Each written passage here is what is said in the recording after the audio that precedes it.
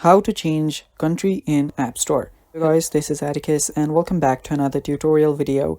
In today's video, I'll teach you guys how you can change your country in App Store. So without any further ado, let's dive right into it. The first thing you'll want to do is open up your App Store. After you open up your App Store, on the top right, you will see your user icon. You can tap on that. And after you tap on that, you will find an option that says your username. Tap on that.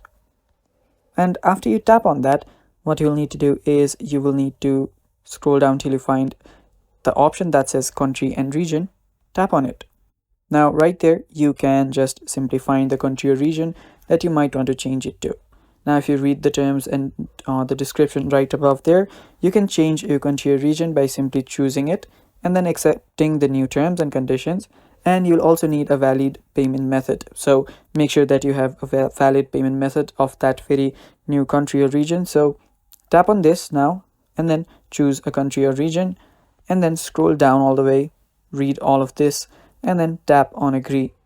After you do that, you will need to just put in a valid payment method and you're good to go.